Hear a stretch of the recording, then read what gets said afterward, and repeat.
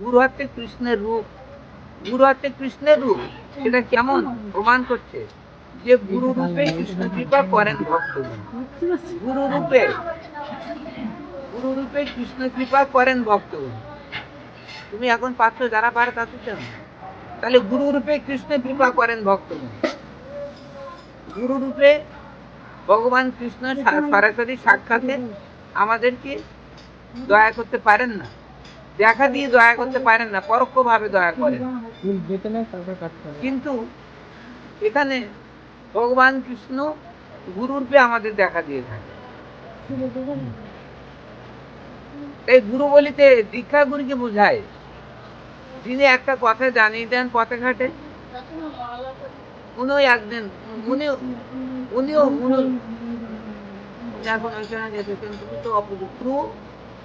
গুরু বলিতে দীক্ষা গুরুকে বোঝায়। শিক্ষা গুরু অনেক হতে পারে, শিক্ষা গুরু হয় মহাত্ম স্বরূপ। একটা কথা যিনি শিখাই দিতে পারেন তিনি শিক্ষা গুরু। কিন্তু শিক্ষা গুরু কিন্তু অনেক হয় না, শিক্ষা গুরু একজন হয়ে থাকে, যিনি ভগবানের সেই মহাপ্রেম, ভগবানের সেই মহাসম্পদ, যিনি আমাদের কাছে আমাদের কর্ণদ্বারে উদ্ধদ্বারে যিনি দান করিয়াছেন, তিনি একজন গুরুদেব।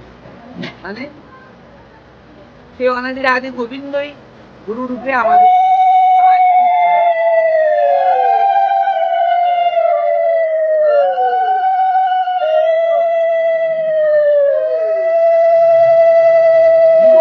দীক্ষা গুরুকে বোঝায়। এই দীক্ষা গুরু শ্রীকৃষ্ণ তুল্য পূজনীয়, শাস্ত্রের প্রমাণ অনুসারে এই দীক্ষা গুরু কৃষ্ণ তুল্য। গুরু রূপে কৃষ্ণ কৃপা, অর্থাৎ গুরুদেবের যোগে শ্রীকৃষ্ণই ভক্তগণকে কৃপা করেন। শ্রী গুরুদেবের যোগে মানে গুরুদেবের মাধ্যমে, গুরুদেবের মাধ্যমে ভগবান কৃষ্ণ জীবকে দয়া করেন। জীবে দয়া নামে রয়েছে বৈষ্ণব সেবন, এহইতা ধর্ম আর নাহি সনাতন। মহাপ্রভু বলিয়াছেন সনাতন যে সনাতন জীবে দয়া নামে রয়েছে বৈষ্ণব সেবন, এহইতে ধর্ম আর নাহি সনাতন। তাহলে জীবে দয়া, তাহলে জীবে দয়া কে করতে পারেন? জীবে দয়া কে করতে পারেন? আমরা দেখা যাচ্ছে যে একজন ব্যক্তি দুদিন অনাহারী আছে, তাকে আমরা আহার দিতে পারি, বস্ত্র দিতে পারি, তাতে তো আর কিছু দিতে পারে না। তাকে আহার দেওয়া ওটা আমাদের কর্তব্য, ওরা মানবিক কর্তব্য। যে আমার বাড়ির পাশে একজন বসে আছে, আহার করিনি, না খেয়ে শুয়ে আছে, খেয়ে বসে আছে, তাহলে আমার কর্তব্য তাদেরকে আহার দেওয়া, এটা কর্তব্য।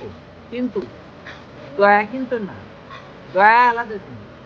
তাহলে একজনকে খেতে পারেনি তাকে খাওয়া দেওয়া, এটা আমার কর্তব্য, সেটা ভালো করতে হবে। কিন্তু দয়াটা কি? কিছু দিলাম, করতে দিলাম, সেটা দয়া না। কর্ণদ্বারে যখন মহামন্ত্র দান করা হবে, যে ৮০ লক্ষ জনে ভ্রমণ করিয়াছে, কিন্তু এখন তার দীক্ষা হয়নি। আশ্রয় করিয়া ভজে তারে কৃষ্ণ নাই তেজে, আর সব মরে পড়ে। এই পৃথিবীতে অনেক পণ্ডিত আছেন, তারা কিন্তু দীক্ষা নেয়নি। শাস্ত্র তাদের সবসময় মুখস্থ রয়েছে, সমস্ত শাস্ত্র, ১৪ শাস্ত্র, ১৮ পুরাণ তাদের মুখস্থ করতে পারেন না।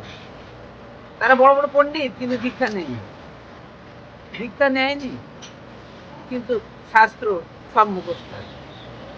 এই ব্যক্তির হাতে জল কিন্তু খাওয়া যায় না, কারণ মহাপণ্ডিত সমস্ত ১৪ শাস্ত্র, ১৮ পুরাণ সবই জানেন, তিনি সর্বজ্ঞ, কিন্তু দীক্ষা নেই।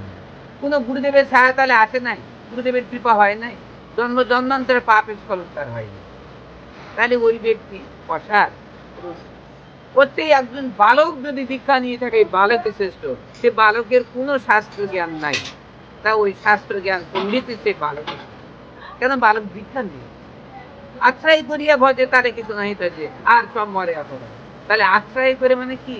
আশ্রয় করিয়া ভজে, তার মানে গুরুদেবের চরণ চলে, নিজের আত্মাকে বিলেই দিতে হবে, গুরুদেবের কাছে নিজেকে দান করে দিতে হবে, গুরুদেবের চরণে নিজেকে উৎসর্গ করতে হবে, তারপরে গুরুদেবকে মন্ত্র দান করতে।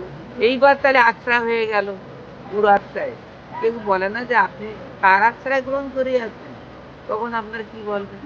যে বলে আপনি কার আশ্রয় গ্রহণ করিয়াছেন, কি জন্য নাম, কি বলছো তোমরা, কার আশ্রয় গ্রহণ করিয়াছেন?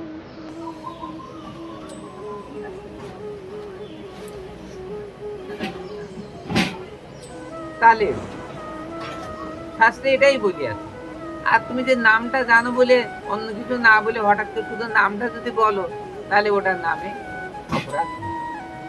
তার সম্পূর্ণ সম্পূর্ণ সবটা বলতে হবে, তবে তোমার সার্থক।